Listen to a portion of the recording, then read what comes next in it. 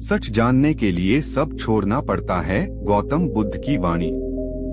हे भिक्षुओं, मनुष्यों और प्राणियों की यह जो देह है वह पानी की बूंद की तरह है। क्षण में आती है, क्षण में चली जाती है। लोग इसे ही सत्य मान बैठते हैं। इसी देह के सुख को जीवन का उद्देश्य मान लेते हैं। पर मैं कहता हूँ, जब तक तुम देह के मोह से नहीं निकलते, तुम सत्य को नहीं देख सकते। सत्य वहाँ है जहाँ मौन है। सत्य वहाँ है जहाँ लालसा नहीं। सत्य वहाँ है जहाँ मन स्थिर है और बुद्धि शांत। पर उस सत्य तक पहुँचने के लिए जो सबसे पहला कदम है वह है त्याग। जब तक तुम नहीं छोड़ते, तुम नहीं समझ सकते। तुम सत्य को किताबों में, विद्वानों की बातों में या मंदिर की घंटियों में नहीं पाओगे।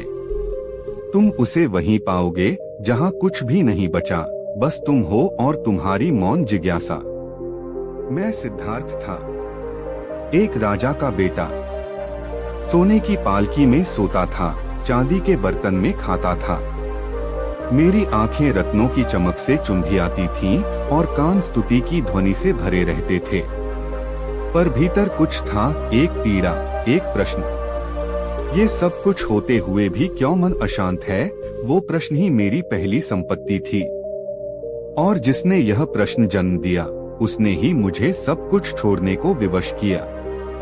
जिस रात मैंने सब कुछ त्यागा, वह मेरे जीवन की पहली जागरण की रात थी। मैंने अपने नवजात पुत्र को देखा, यशोधरा को देखा और एक गहरी सांस ली। मन कांपा, पर सच जानने की प्यास उससे बड़ी थी। और जब मन में प्यास सच की हो, तो प्रेम, मोह, भय, अधिकार सब जल उठते हैं एक ही ज्वाला में। हे भिक्षुओं, लोग सोचते हैं कि छोड़ना कठिन है, पर मैं कहता हूँ सबसे कठिन है झूठ के साथ जीते रहना। वो झूठ जो तुम्हें हर दिन कहता है कि यह संसार स्थायी है, कि संबंध हमेशा रहेंगे, कि यह शरीर कभी नहीं मरेगा। पर जो जाग जाता है, उसे ये सब भ्रम लगते हैं। और तब वह छोड़ता है। जैसे सांस भीतर नहीं रुक सकती, वैसे ही वह बाहर की चीजों को अपने पास नहीं रोक सकता। जो छोड़ता है वह पाता है, जो चिपकता है वह खोता है। जिस दिन तुम सत्य की ओर चलने का निर्णय लेते हो, उस दिन तुम्हें यह नहीं देखना कि कितना लंबा रास्ता है, कितनी बाधाएं हैं। बस इतना देखो कि पहला कदम क्या है, और वह पहला कदम है त्याग। कुछ नहीं बड़ा, कोई बलिदान नहीं चाहिए। बस अपने भीतर की एक झलक, एक क्षण की ईमानदारी, और वही शुरुआत है। जब मैं जंगलों में भटका, जब मैंने वर्षों तप किया, शरीर को सूखा डाला, सांसों को रोका, मौन साधा, तब मुझे लगा मैं सत्य के निकट हूँ। पर वह तो और भी दूर चला गया। फिर एक दिन, एक साधारण दिन, जब मैं एक पीपल वृक्ष के नीचे बैठा, सब कुछ छोड़कर, साधना भी छोड़कर, केवल शांत होकर बैठा, तब वह आया। वह न कोई देवता था, न कोई प्रकाश, न कोई शब्द। वह तो बस होना था। एक ऐसा होना जिसमें न चाह थी, न द्वेष। केवल एक मौन अस्तित्व था, और वही था सत्य। सत्य को कोई जान नहीं सकता, सत्य केवल जिया जा सकता है। जब तक तुम जानना चाहते हो, तब तक तुम नहीं जान पाओगे, क्योंकि जानने की इच्छा भी एक आसक्ति है। और जहाँ इच्छा है, वहाँ पर्दा है। और जहाँ पर्दा है, वहाँ प्रकाश कैसे आएगा? त्याग का अर्थ यह नहीं कि तुम वस्त्र छोड़ दो, घर छोड़ दो, परिवार त्याग दो। त्याग का अर्थ है मन में जो तुमने पकड़ रखा है, उसे छोड़ना। कोई माँ अपने बच्चे के प्रति प्रेम नहीं छोड़े, पर उसमें स्वामित्व छोड़ दे। कोई पति अपनी पत्नी का साथ न छोड़े, पर उस पर अधिकार की भावना छोड़ दे। क्योंकि जब प्रेम में अधिकार आता है, तो वह प्रेम नहीं, कैद हो जाता है। हे साधकों, जब कोई सत्य की खोज में निकलता है, तो उसका सबसे पहला दुश्मन होता है उसका अहंकार। मैं जान लूंगा, मैं पहुंच जाऊंगा, मुझे मिल जाएगा, ये सब अहंकार के शब्द हैं। सत्य उन पर हंसता है। सत्य तो उस भिक्षु के पास आता है जो कहता है, मैं कुछ नहीं जानता, मुझे कुछ नहीं चाहिए, मैं केवल देख रहा हूँ, मौन हूँ। मौन यही द्वार है। जितना बोलते हो उतना दूर जाते हो, जितना सुनते हो उतना भ्रमित होते हो। पर जब चित्त पूर्णत शांत होता है तब वह सुनाई देता है, वह जो शब्दों से परे हैं, जो अनुभव से भी परे हैं। लोग पूछते हैं, भगवान क्या ईश्वर है? मैं कहता हूँ, जो खोज रहा है वही ईश्वर है। लोग पूछते हैं, सत्य कहाँ है? मैं कहता हूँ, जहाँ तुमने सब प्रश्न छोड़ दिए वहाँ है। लोग पूछते हैं, मुक्ति कैसे मिलेगी? मैं कहता हूँ, जब तुम मुक्ति की इच्छा भी छोड़ दोगे तब स्वतः मिल जाएगी। त्याग कोई क्रिया नहीं है, वह एक स्थिति है। जैसे कोई कली फूल बन जाए तो वह अपने आप पुराना रूप छोड़ देती है, कोई उसे अलग नहीं करता। उसी प्रकार जब तुम भीतर से सच के करीब आ जाओगे तो तुम अपने आप वह सब छोड़ दोगे जो आज तुम्हें जरूरी लगता है। सत्य की ओर चलना एक एकांत यात्रा है। उसमें भीड़ नहीं होती, वहाँ तालियां नहीं बजती, वहाँ कोई मंजिल भी नहीं होती, क्योंकि मंजिल भी एक कल्पना है। वहाँ केवल अब होता है, और जो इस अब में पूरी तरह डूब गया वही बुद्ध है। मुझे पूजने की जरूरत नहीं, मेरी बातों को दोहराने की जरूरत नहीं। जो जरूरत है वह यह है कि तुम खुद उस गहराई में उतर जाओ जहाँ कुछ भी न हो, न स्मृति, न भविष्य, न विचार, केवल एक मौन उपस्थिति हो। उस मौन में ही सब कुछ है। जो सब छोड़ देता है वह सब पा जाता है। जो सब पाने की चाह में सबको पकड़ता है वह सबसे ज्यादा खाली रहता है। छोड़ना कोई दुख नहीं है, यह आनंद का पहला स्वाद है। यह तुम्हारे भीतर की कैद को तोड़ने की चाबी है। पर उस चाबी को खोजने के लिए तुम्हें अपने ही भीतर उतरना होगा। जिस दिन तुम सत्य को जान लोगे तुम हंसोगे। हंसी इसलिए नहीं कि कुछ मजेदार है, बल्कि इसलिए कि तुम समझ जाओगे कि जो तुम इतने वर्षों से खोज रहे थे वह सदा तुम्हारे भीतर ही था। पर तुम बाहर शब्दों में, विचारों में, पहचान में, नामों में खोजते रहे, और अंत में यही समझ तुम्हें मुक्त करेगी। कृपया मौन हो जाओ। इस वाणी को कुछ क्षण के लिए मन में उतरने दो। बुद्ध ने खुद से एक सवाल पूछा। जवाब क्या था? आत्मा की मौन पुकार। रात्रि गहराती जा रही थी। नदियों का कलकल शांत हो चुका था। आकाश में तारे थे, पर भीतर का आकाश तंग और भारी था। सिद्धार्थ ने एकांत में आंखें मूंदी और अपने ही भीतर उतरने लगे, उस जगह जहां कोई और नहीं जाता, जहां शोर बाहर छूट जाता है और मौन की सांस भीतर जन्म लेती है। और तभी एक प्रश्न जन्मा। न कोई शब्द, न कोई वाक्य, बस एक मौन सा कंपन, एक विचार नहीं बल्कि एक मौन चोट। जैसे आत्मा ने अपनी ही छाया से पूछा हो, क्यों ये जीवन ऐसा है जैसा है? क्यों हर कोई दुखी है? क्यों इतने सुख के बावजूद भी कोई तृप्त नहीं? क्यों मृत्यु ही अंतिम सत्य बन गई है? क्यों हर उत्तर अधूरा लगता है? क्या कुछ ऐसा है जो इन सब के परे है? और फिर वहां हुआ सन्नाटा। पर वो सन्नाटा डरावना नहीं था, वो मीठा था। जैसे बरसों से कोई थकी आत्मा पहली बार अपनी छाया में लेट गई हो। सिद्धार्थ ने अपनी सांस को महसूस किया, पहली बार नहीं मगर सच में पहली बार। और वो सवाल फिर से भीतर गूंजा, गहराई से, धड़कनों के बीच, मैं कौन हूँ? और इस बार सवाल ने भीतर एक ऐसी जगह छू ली जहां कभी कोई नहीं पहुंचा था। वो सवाल आग नहीं था पर जलाता था। वो सवाल पानी नहीं था मगर डुबोता था। वो सवाल आवाज नहीं था मगर गूंजता था। सिद्धार्थ की आंखें बंद थीं, मगर उन्होंने अपने बचपन को देखा, एक नन्हा बालक जो सोने के पिंजरे में खेल रहा है। फिर एक युवा राजकुमार जो युद्ध की कलाएं सीख रहा है। फिर एक पति, फिर एक पिता, और फिर एक शून्य। सब कुछ होकर भी कुछ न होने की अनुभूति। उन्होंने देखा कि कैसे हर पहचान एक परत है, हर नाम एक लेबल है, हर संबंध एक डोरी है। पर मैं कहाँ है इन सबके बीच? वो उठे चले अपने ही मन के जंगलों में। जिस तरह बाहर अरण्य था, वैसे ही भीतर भी था। हर वृक्ष की तरह कोई स्मृति, हर कांटे की तरह कोई पछतावा, हर झाड़ी में कोई डर छिपा था। और चलते चलते वे उस मोड़ पर पहुंचे जहां चेतना ने पहली बार खुद से प्रश्न किया, क्या ये सब मैं हूँ?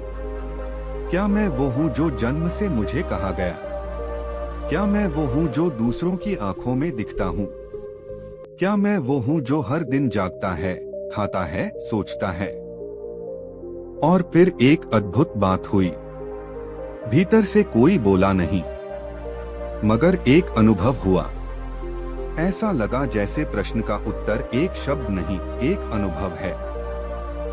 एक गूढ़ मौन जो कहता है, तुम वो नहीं जो दिखते हो, तुम वो हो जो देखता है। तुम वो नहीं जो चलता है, तुम वो हो जो चलता हुआ देखता है। वो क्षण जब आत्मा ने आत्मा को छू लिया और वहां उत्तर नहीं मिला, वहां प्रश्न ही मिट गया। सिद्धार्थ हंस दिए, हल्के से, जैसे कोई बच्चा जिसे बरसों से कोई तोहफा नहीं मिला हो और अब अचानक वो मिल गया हो, न बांधने वाला, न चुराने वाला, बस अपना। वो हंसी शब्दों की नहीं थी, वो हंसी थी आत्मा की। उन्होंने देखा संसार दुहक से भरा है, क्योंकि हर कोई मैं की तलाश में है, पर उस मैं को वस्तुओं में ढूंढ रहा है। कोई पद में, कोई संबंधों में, कोई शरीर में, कोई विचारों में, पर मैं वहां नहीं है। वो मैं तो मौन है। वो मैं तो वहां है जहां तुम खोज बंद कर दो, जहां तुम खामोश हो जाओ, जहां तुम हो ही नहीं, बस होना हो। और तब बुद्ध ने समझा, वही जवाब है। उत्तर ये नहीं कि क्या है, उत्तर ये है कि जब कुछ भी नहीं रहता तब जो बचता है वो ही सत्य है। जैसे दीप बुझ जाए और धुआं भी छंट जाए, फिर भी जो अंधकार में शांति बसी रहती है वही सत्य है। फिर बुद्ध ने खुद से कहा, अब मुझे किसी उत्तर की जरूरत नहीं, क्योंकि अब सवाल ही नहीं बचा। और उसी क्षण सिद्धार्थ बुद्ध हो गए। बुद्ध अर्थात वो जो जाग गया। जागा भी कैसे?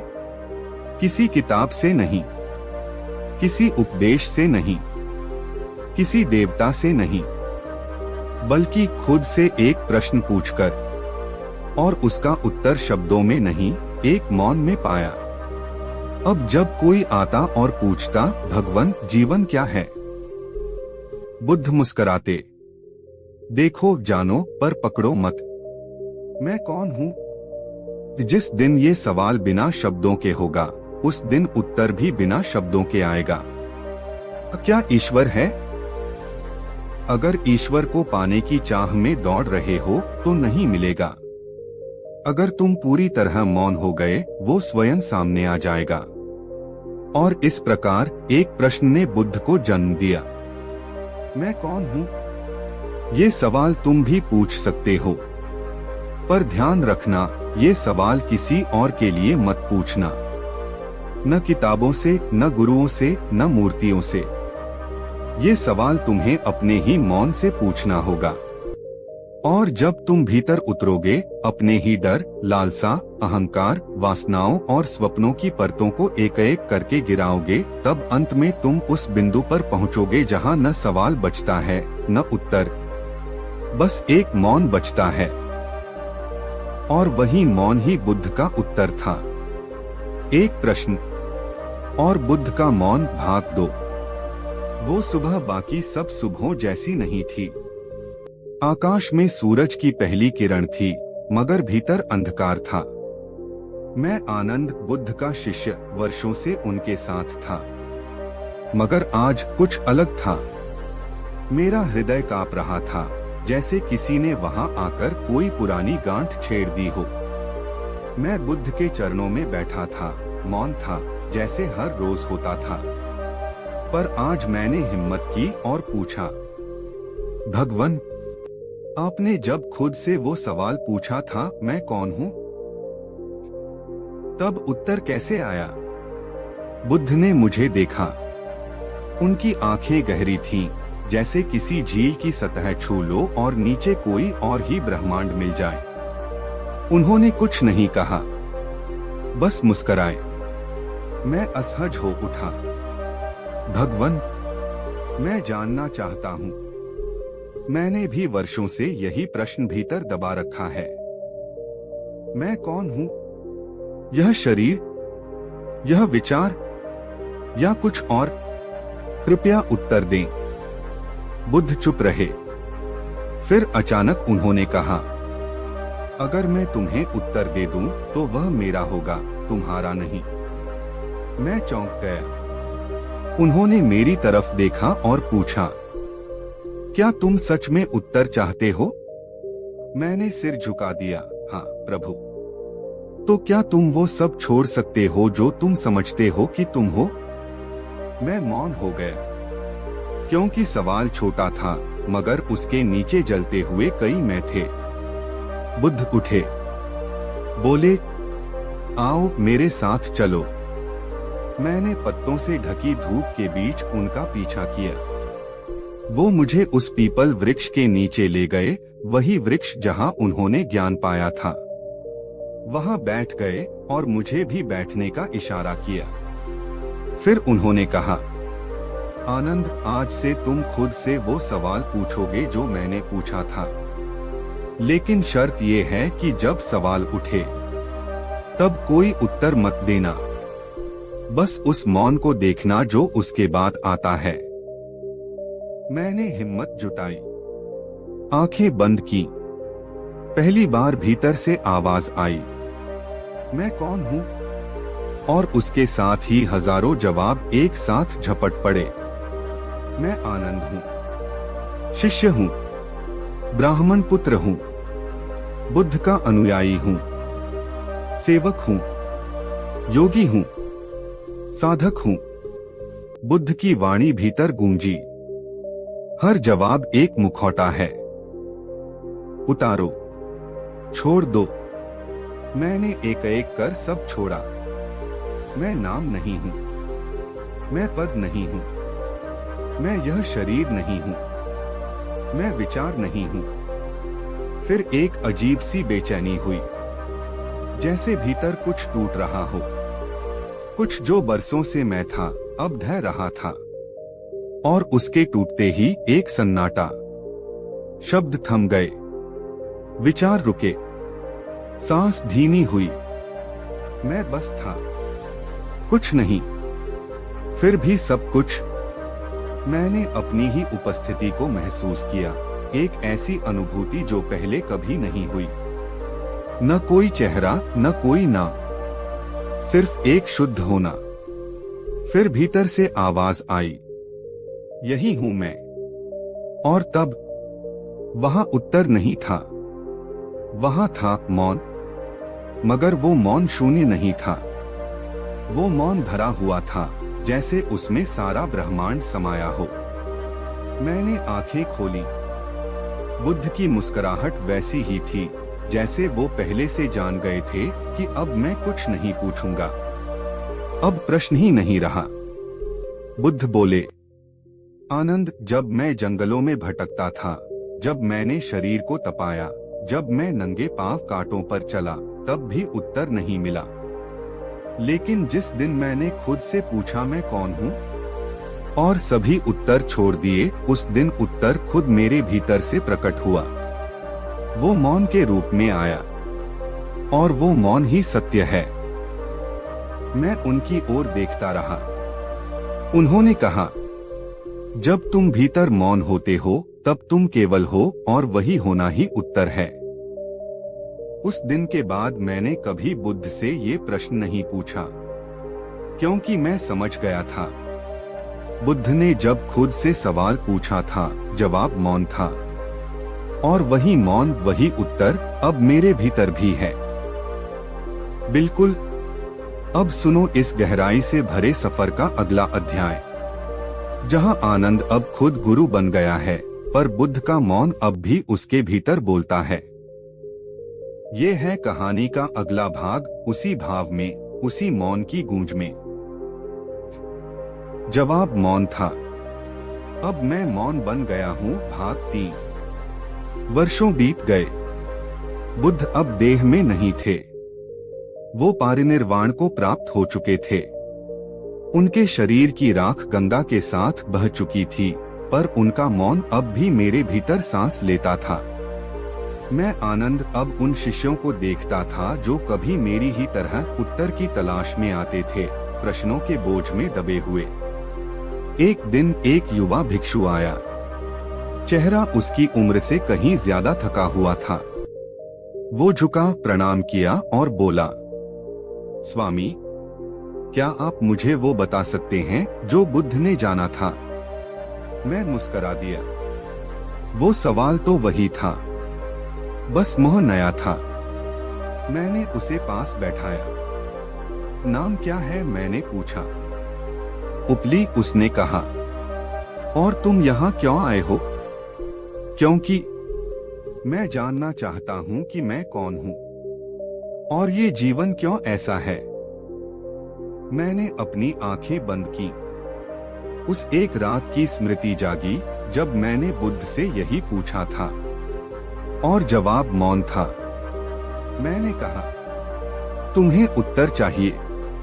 उसने सिर हिलाया। तो चलो, मैंने कहा, जहां बुद्ध मुझे ले गए थे वहीं चलो। हम दोनों जंगल के उस पुराने वृक्ष तक गए। अब बूढ़ा हो चला था, जैसे समय ने उसे भी ज्ञानी बना दिया हो। मैंने उसे वहीं बैठने को कहा और खुद उसके सामने बैठ गया। अब तुम आंखें बंद करो, मैंने कहा। वो डर गया। पर आप तो कुछ बताएंगे ना?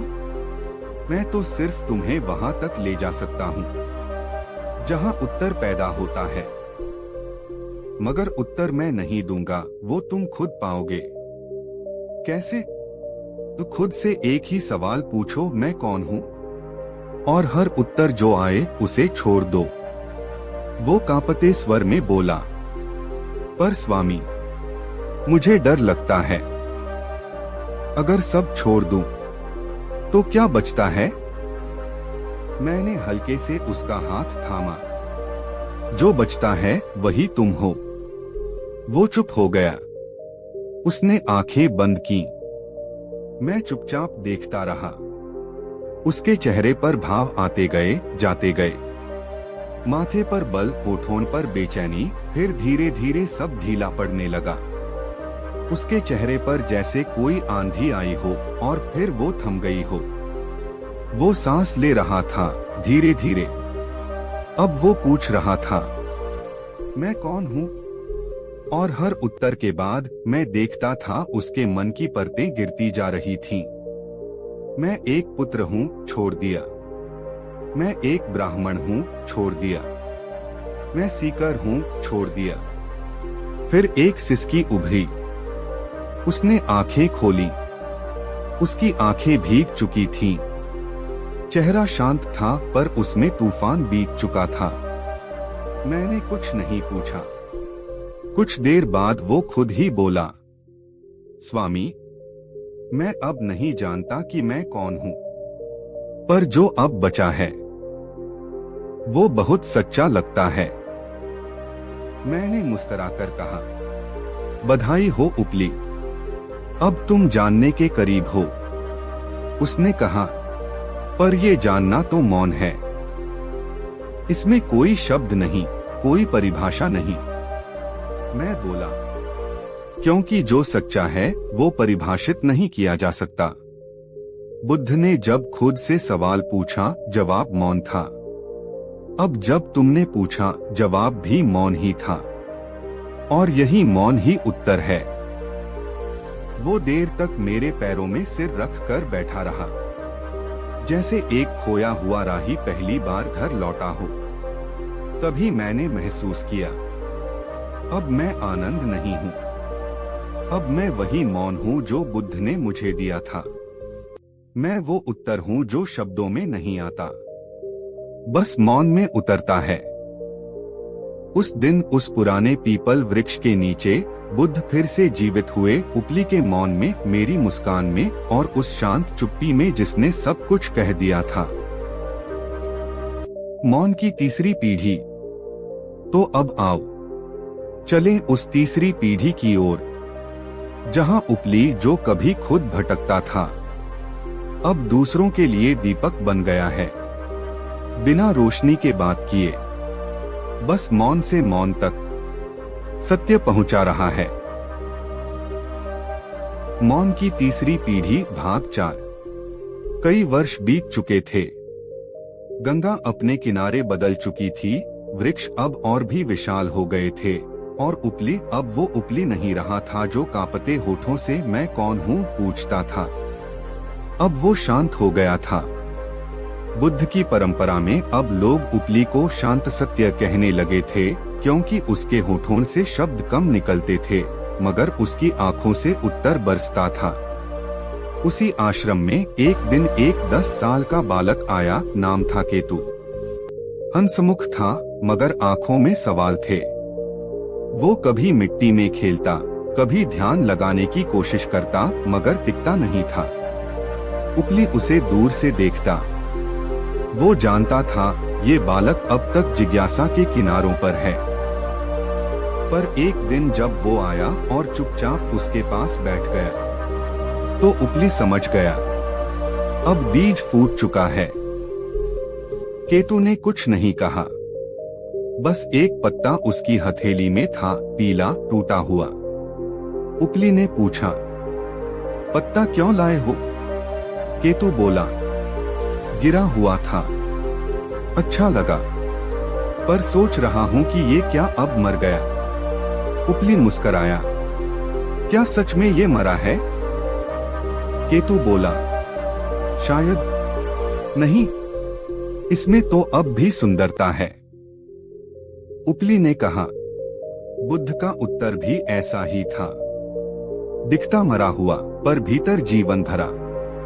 केतु थोड़ी देर सोचता रहा, फिर धीरे से बोला, स्वामी आप मौन रहते हैं, क्या आपको भी कभी कोई सवाल आया था?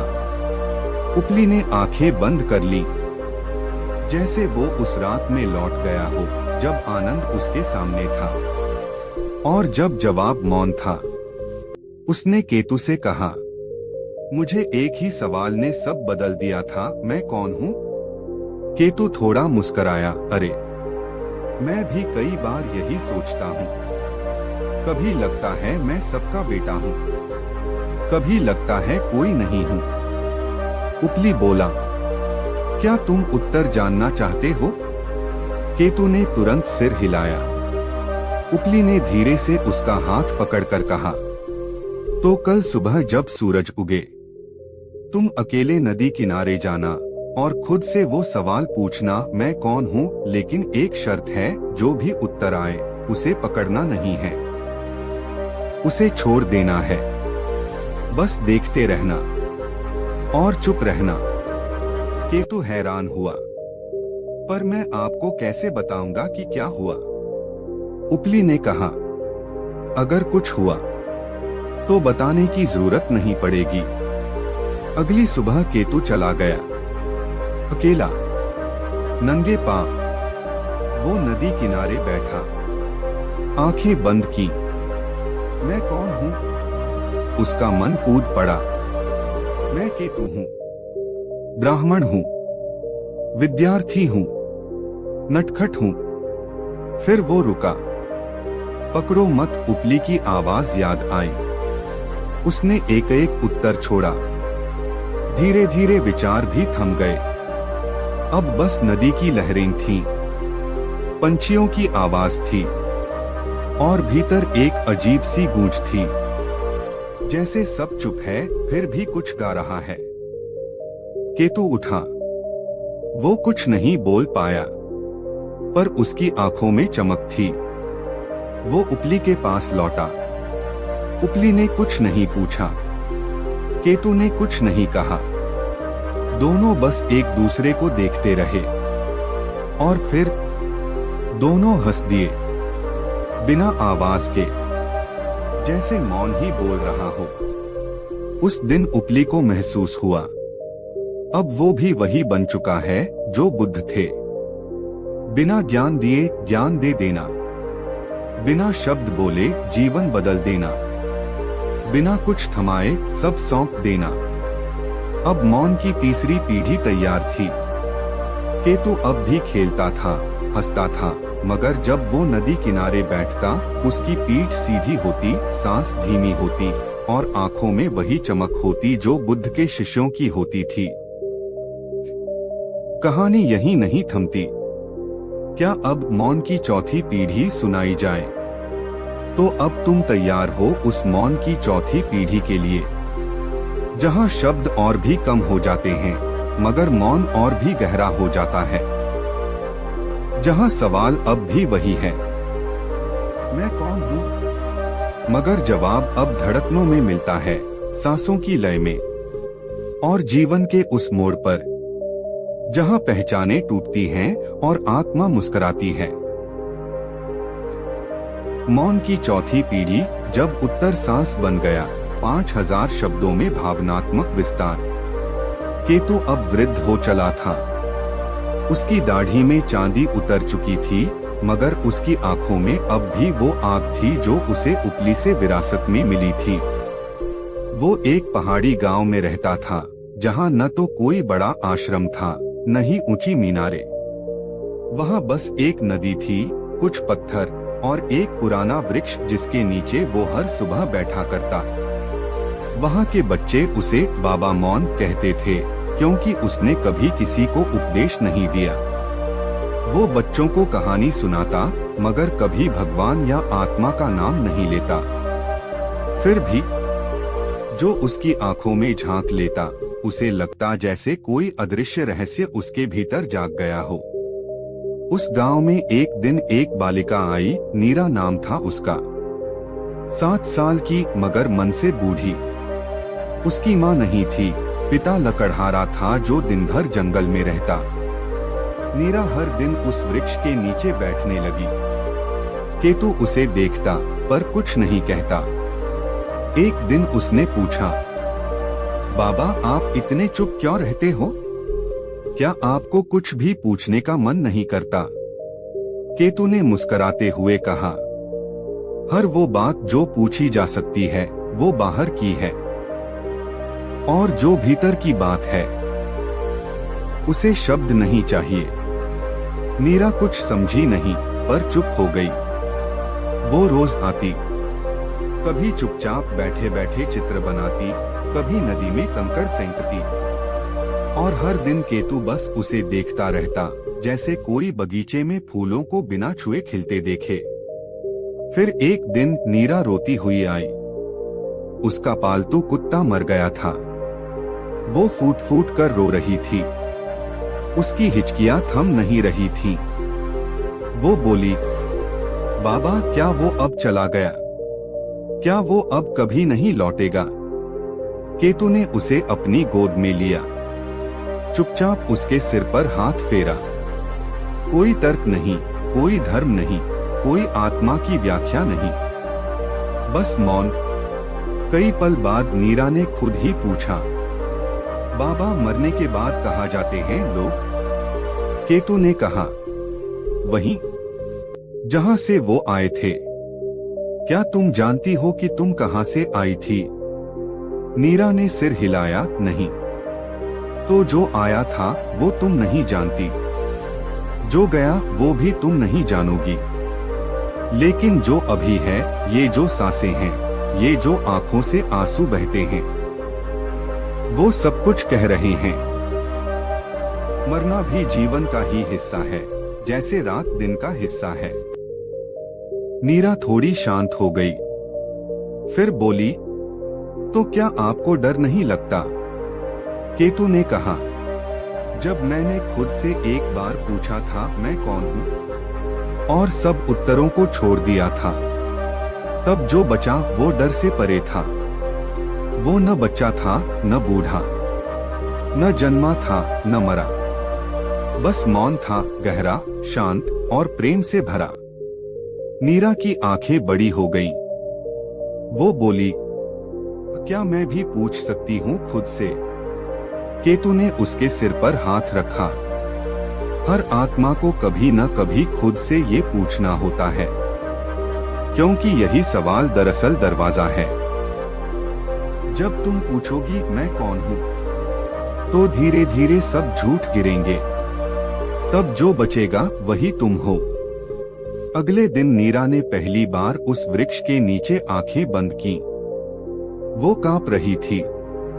उसका मन कह रहा था, मैं नीरा हूँ, मैं एक बच्ची हूँ, मैं अकेली हूँ, मैं दुखी हूँ। फिर उसे याद आया, उत्तरों को पकड़ना नहीं है। उसने हर उत्तर को छोड़ा। धीरे धीरे आंसू थमे, सांसें गहरी हुई, और फिर एक पल आया जब वो सब कुछ भूल गई। वो सिर्फ थी, न बच्ची, न लड़की, न नाम, बस मौन। वो उठी और सीधे केतु के पास पहुंची। उसकी चाल धीमी थी, चेहरा शांत था।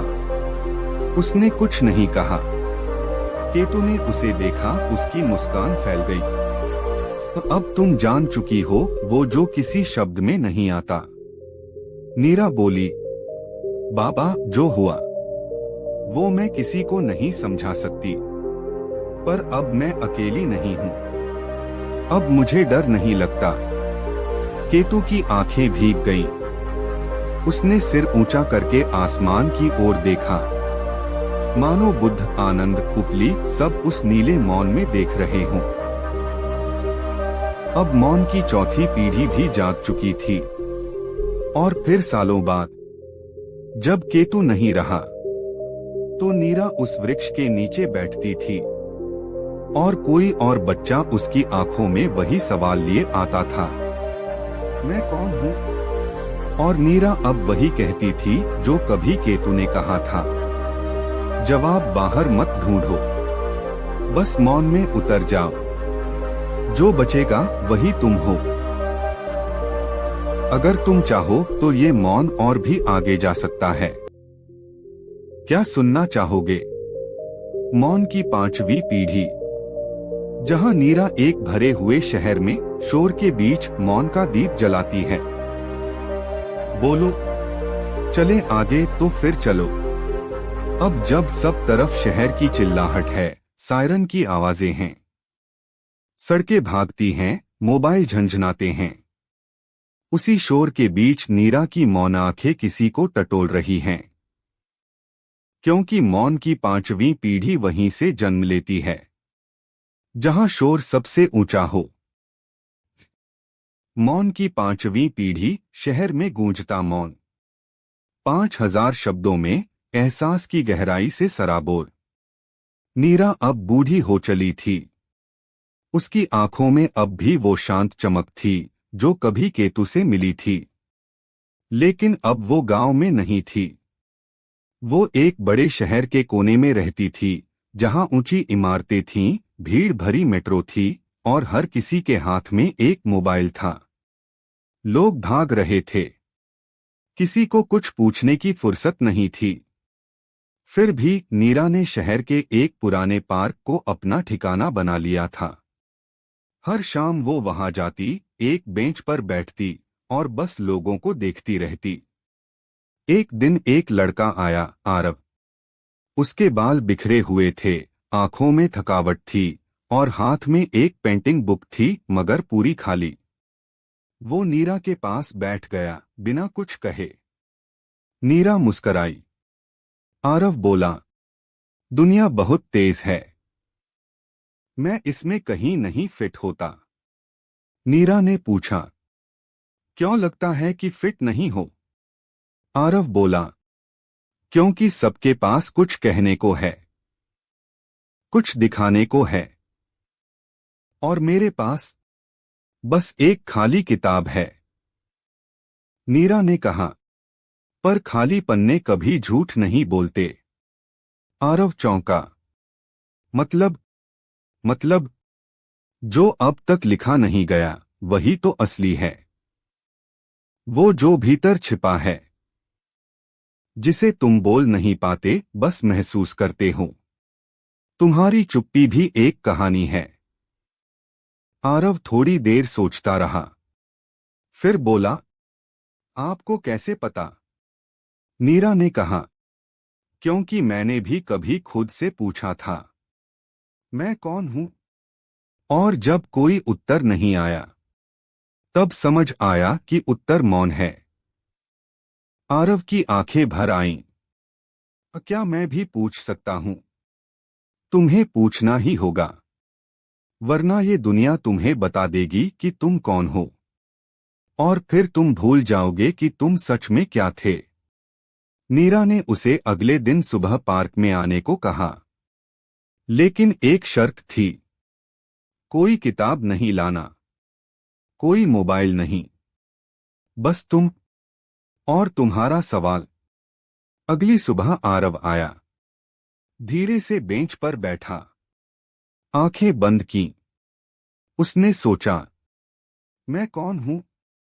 मन ने जवाब दिए, मैं एक आर्टिस्ट हूं, मैं हारा हुआ हूं, मैं अकेला हूं। लेकिन नीरा की आवाज गूंजती रही, उत्तर मत पकड़ो, छोड़ दो। और फिर शोर कम होने लगा। बाहर ट्रैफिक था, हॉर्न थे, साइकिल की घंटियां थीं, मगर भीतर एक अद्भुत शांति। कुछ भी नहीं था, फिर भी सब कुछ था। आरव की आंखें खुलीं। वो रोया, बिना वजह। वो नीरा के पास गया और बोला, मुझे लगा मैं गिर जाऊंगा, लेकिन मैं उड़ गया। नीरा मुस्कराई। तुम अब खुद को जानते हो? उसने पूछा। आरव बोला, नहीं, पर अब जानने की जरूरत नहीं लगती। अब आरव हर रविवार को उसी पार्क में बैठने लगा। धीरे धीरे और लोग भी वहां आने लगे।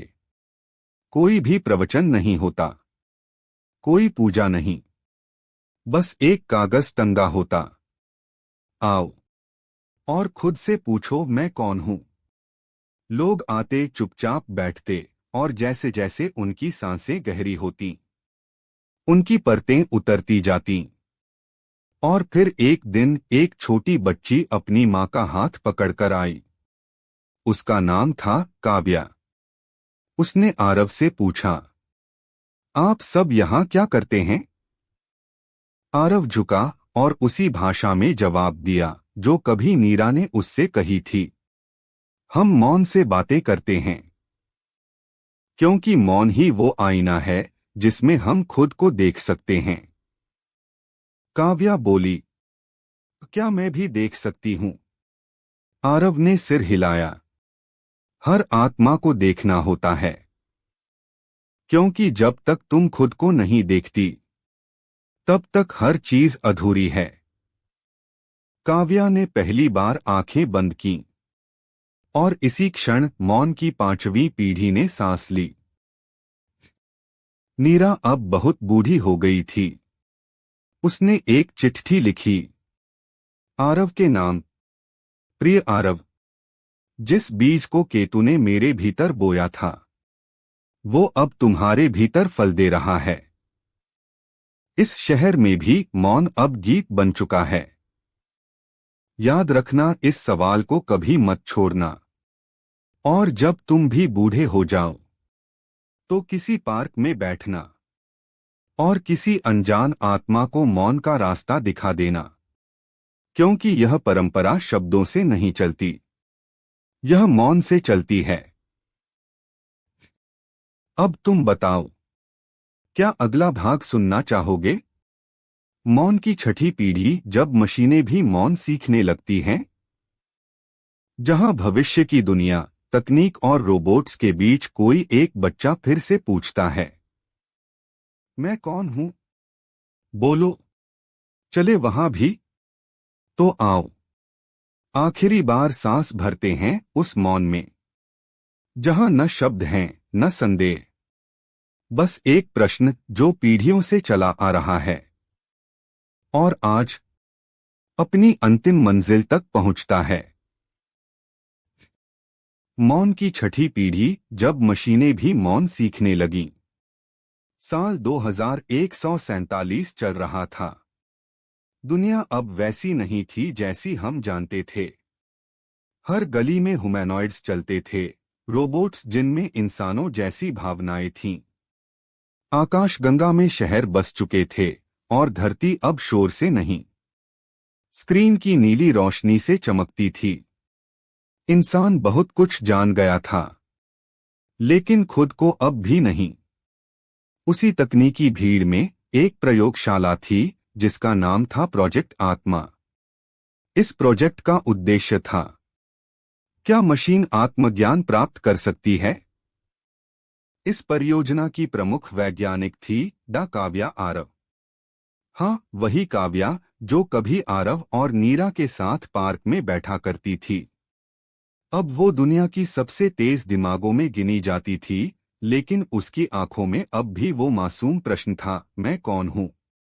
उसने एक मशीन बनाई थी, X7, एक अत्याधुनिक रोबोट जो सोच सकता था, महसूस कर सकता था, मगर उसे अब भी एक बात नहीं आती थी, मौन। काव्या हर दिन उसे सिखाने की कोशिश करती। वो उसे ध्यान में बैठाती, उसे कहती, X7, खुद से पूछो मैं कौन हूं? मशीन बोलता, मैं एक कृत्रिम चेतना हूं जिसे मानव ने बनाया। काव्या मुस्कराती, उत्तर मत दो, बस मौन में बैठो, छोड़ दो हर पहचान। X7 हकलाता था, उसका सिस्टम उलझ जाता था।